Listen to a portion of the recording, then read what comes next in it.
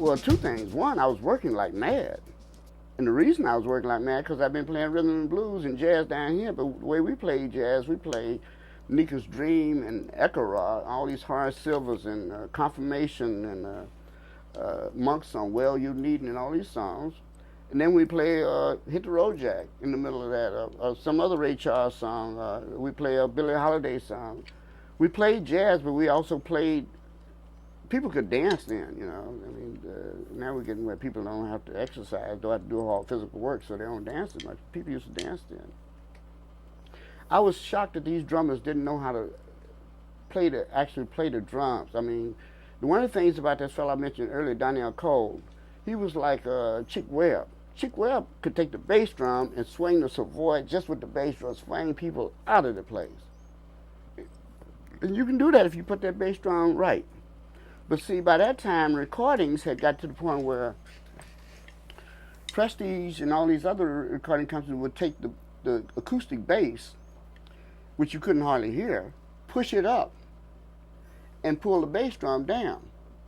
So that when you heard records with Max Roach or Elvin Jones or Philly Joe, and later Tony Williams, Art Taylor, and all these, Art Blakely, you didn't hear the bass drum. You heard them swinging like mad, but you didn't hear the bass drum, and they were playing the bass drum. And actually, if you read go back and read some of the downright reviews, they used to always talk about, Miles need to get rid of that Philly Joe Jones. He plays too loud. We were talking about the bass drum. It wasn't until Tony come along and started padding from the heel and not pumping from the foot, that the bass drum got much more silent. But you still got to keep time. And that's how he did it. But Philly Joe and them would come in there and sit down, whang, they just play, you know. I mean, Philly Joe grew up playing in circuses and things like that. So did his boy Steve Gadd, though, too. And so did Buddy Rich, you know. And Buddy Rich and Steve Gadd were tap dancers. And Philly Joe was in the dancing and stuff. I mean, a lot of this stuff has to do with a whole lot of other elements and not just being a drummer, you know. But my father used to tell me all the time that if you're going to play music, you got to be like James Brown. You got to learn how to play a whole lot of other instruments. You can't just be playing them drums, you know. Of course, I didn't believe him. And later, I did taught myself to play the flute, but that was through Arnett, who just told me, you know, I wasn't playing the drums, I was playing melodies on the drums. So I needed to get an instrument and learn to be able to write what I play, which has saved my life. What do you consider your most significant musical achievements?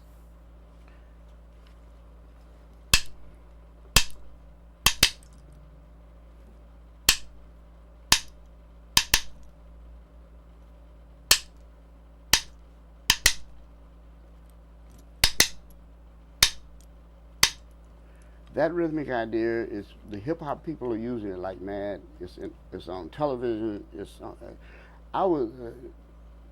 One time I was in a little small town in Switzerland, Germany, and I went to this bar and they played it, and I thought it was me playing, but it wasn't because it was a keyboard playing with it, and I knew I wasn't playing with keyboard. And I had this German friend of mine named Frank Sommer who wanted to, at the time, to write a book about it. This rhythmic idea. This is a concept, a rhythmic concept. Most jazz players are playing ching da ding, ching da ding, ching da ding, ching da ding, ching da ding.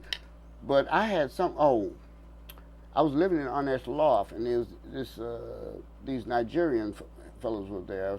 Came through. They had made this movie, Things Fall Apart. And Arnett told them I played drums, and they came over there, and I think I was around 37. And they said, you play drums? I said, yeah, I play drums. I said, how old are you? I'm 37. No, you can't play drums. I said, what are y'all talking about? Well, where we're from, the drummers are not even considered drummers till they get 42. Well, that made my whole life. Because over here we think, the idea, if you don't play by the time you're 28, then you're over the hill. So that made my day. But also developed rhythmic ideas, concept. I realized that and when they were walking away, it was talking about with anything you can place within the context of three or triangle, you can maneuver any music you want to. So, for some reason, I had been working with Garrett Liss, a trombone player who teaches now in Liège. He was the roommate of Dennis Russell Davis, who was classical conductor for the Minnesota Philharmonic and the Stuttgart Philharmonic. But anyway, I thought about that 3B thing they said, and I said, okay,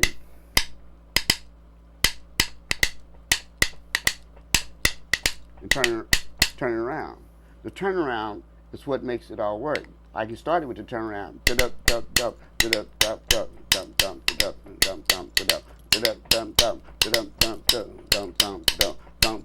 Or I can leave stuff out. I can say or I can leave that first beat out and say or I can take it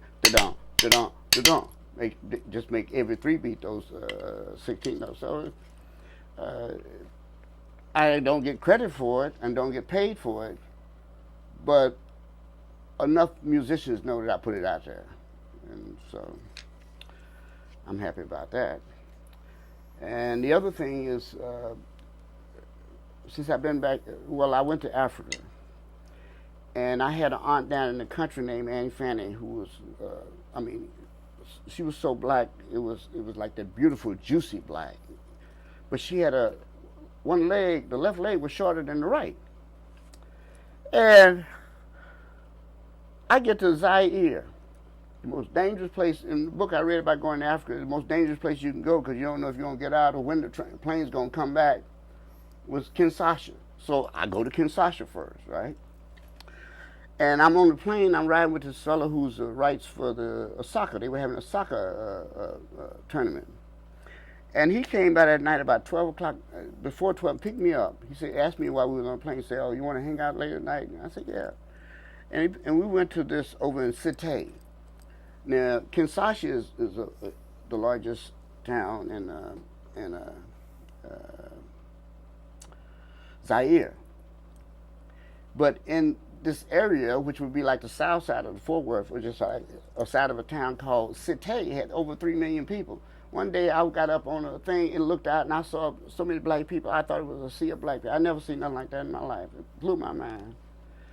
But it was so much going on. And Mbutu was running the country there. This was after Ali had been there. It went back to normal.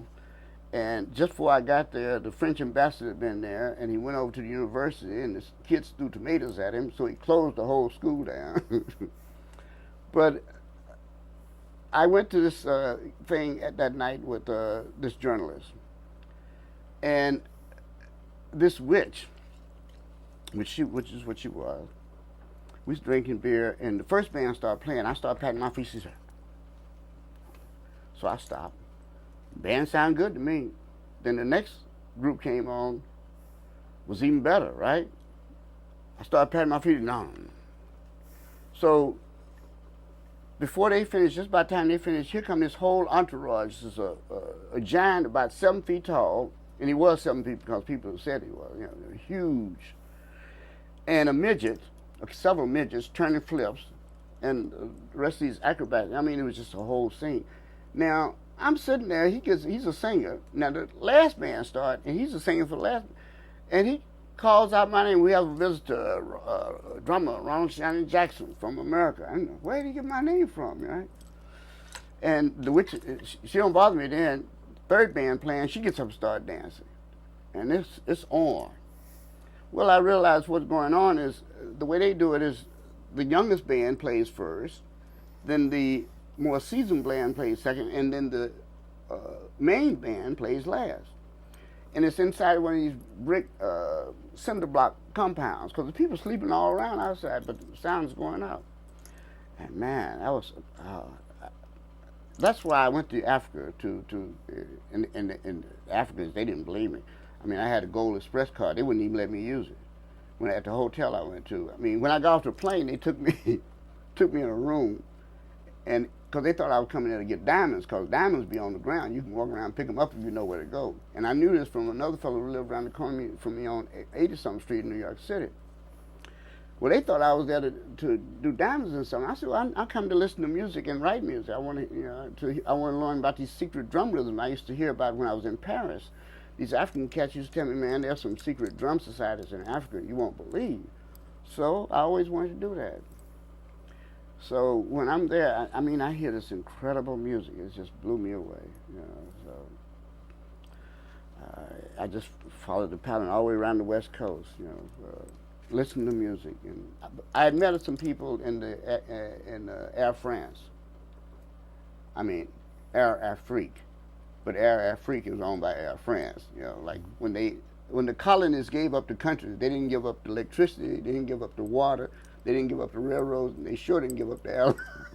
So I had met these Ange, who was the son of the king. In fact, he gave me a mask. I have this.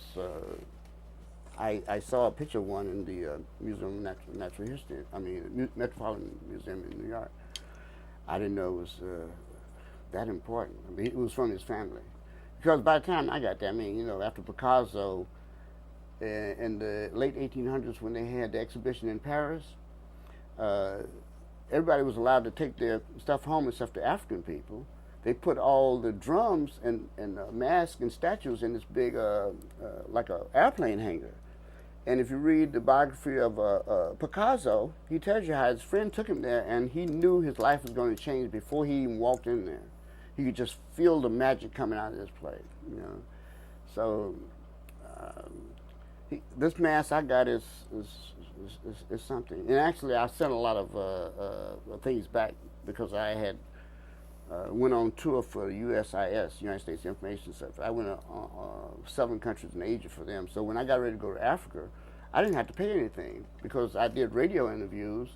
In fact, the second place I went was to Cameroon, Douala, which is, I was just going to Douala. But they asked me to stay another couple of weeks, and they flew me up to Yaoundé. George Foreman was over there for 3 weeks teaching boxing, and it was his birthday, and they wanted me to go to this. And the ambassador for America, who's white, was a fan of my music. He had my records. So the first time I ever flew on a plane with goats, chickens, and people. No seat belts. You know, picnic wood benches? That's what we flew. And propellers.